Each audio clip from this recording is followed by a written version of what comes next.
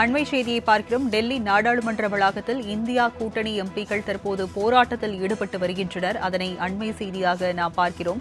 அமலாக்கத்துறை, சிபிஐ போன்ற விசாரணை அமைப்புகளை மத்திய அரசு தவறாக பயன்படுத்துவதாக எதிர்க்கட்சிகள் தரப்பில் குற்றச்சாட்டானது முன்வைக்கப்பட்டு தற்போது அவர்கள் டெல்லி நாடாளுமன்ற வளாகத்தில் போராட்டத்தில் ஈடுபட்டு வருகின்றனர். அதனை அண்மை செய்தியாக பார்க்கிறோம்.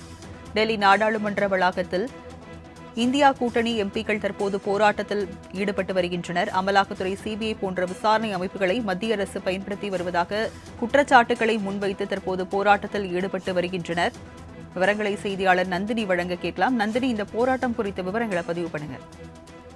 வணக்கம். நாடாளுமன்றத்தில் இந்தியா கூட்டணி தலைவர்கள், எம்பிக்கள் போராட்டத்தில் ஈடுபட்டு வருகிறார்கள். அமலாக்கத்துறை, சிபிஐ போன்ற விசாரணை எதிர்க்கக்கூடிய வகையில் இந்த போராட்டம் என்பது நடத்தப்பட்டு வருகிறது. டெல்லி நாடாளுமன்ற வளாகத்தில் இந்தியா கூட்டணி எம்பிக்கள் அமலாக்கத்துறை, சிபிஐ போன்ற விசாரணை அமைப்புகளை மத்திய அரசு தவறாக பயன்படுத்துவதாக தொடர்ச்சியாக குற்றச்சாட்டுகள் முன்வைக்கப்பட்டு வரும் நிலையில் தற்போது அதனை கண்டித்து ராகுல் காந்தி உள்ளிட்ட அனைவரும் தற்போது போராட்டத்தில் ஈடுபட்டு வரக்கூடிய நேரடி காட்சிகளை தற்போது நாம் பார்த்துக் கொண்டிருக்கிறோம். குறிப்பாக பார்த்தோம் என்றால் இந்த போராட்டத்தை பொறுத்தவரையில் ஏற்கனவே பார்த்தோம் என்றால் தொடர்ச்சியாகவே நடைபெற்று வருகிறது.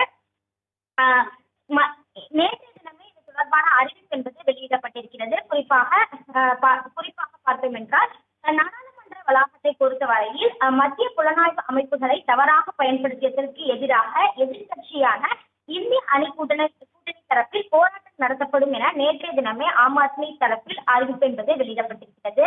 டெல்லி முதலமைச்சர் அரவிந்த் கெஜ்ரிவாலை தவிர மேற்கு வங்கத்தில் உள்ள 3 அரசியல் கட்சிகள் தலைவர்கள், எதிர்கட்சிகள், பல அரசியல் தலைவர்கள், சிபிஐ மற்றும் இடி உள்ளிட்ட மத்திய அமைப்புகளை பயன்படுத்தி சட்டவிரோதமாக சிறையில் அடைக்கப்பட்டுள்ளதாகவும் குற்றச்சாட்டுகள் முன்வைக்கப்பட்டிருக்கிறது.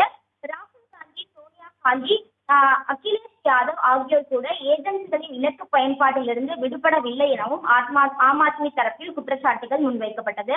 விசாரணை அமைப்புகளை மத்திய அரசு தவறாக பயன்படுத்துவதாகவும் தொடர்ச்சியாக குற்றச்சாட்டுகள் முன்வைக்கப்பட்ட நிலையில்தான் அதனை கண்டித்து டெல்லி நாடாளுமன்ற வளாகத்தில் இந்தியா கூட்டணி எம்பிக்கள் தற்போது போராட்டத்தில் ஈடுபட்டிருக்கிறார்கள்.